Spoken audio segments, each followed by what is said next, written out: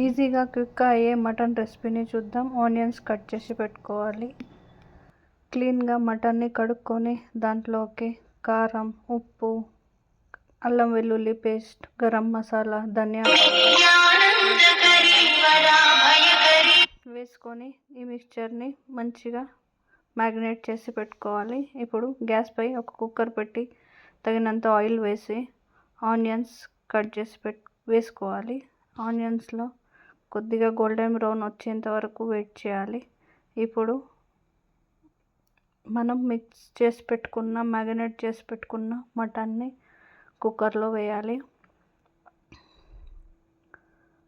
Gas సిమ్లో పెట్టి వేయాలి, ఎందుకంటే ఆనియన్స్ మాడిపోయే ఛాన్సెస్ ఉంటాయి. మటన్ వేసుకున్నాక నీట్గా కలుపుకోవాలి. ఇప్పుడు ఒక 10 మినిట్స్ అలా కుక్ అవ్వనివ్వాలి. 10 మినిట్స్ కుక్ అయ్యాక కొద్దిగా పైకి ఆయిల్ రావడం స్టార్ట్ అవుతుంది. ఆయిల్ వచ్చాక ఇప్పుడు తగినంత వాటర్ని యాడ్ చేసుకోవాలి. వాటర్ లెవెల్ తక్కువ ఎక్కువ మన ఇష్టంతో చేసుకోవచ్చు. గ్రేవీ ఎక్కువ కావాలంటే ఎక్కువ వాటర్ని యాడ్ చేసుకోండి. నార్మల్గా కావాలంటే 1 గ్లాస్ ఆఫ్ వాటర్ సరిపోతుంది.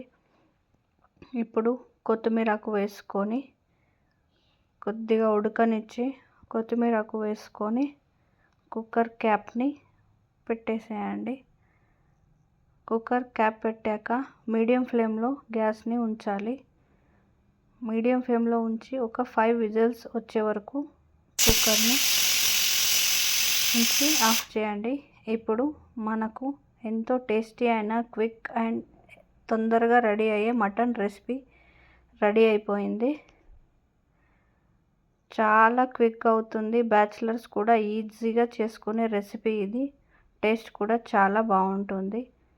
మనం టేస్ట్ చేయడానికి ఒక కొత్తిమీరకు వేసుకొని ఒక పీస్ని సైడ్కి తీసుకొని చూడండి, ఎంత బాగా స్మూత్గా కుక్ అయిందో తెలుస్తుంది. ఆల్మోస్ట్ రెడీ అయిపోయింది. ఒక పీస్ తీసి చూద్దాం ఎలా కుక్ అయిందో. సాఫ్ట్గా ఉడికిపోయింది.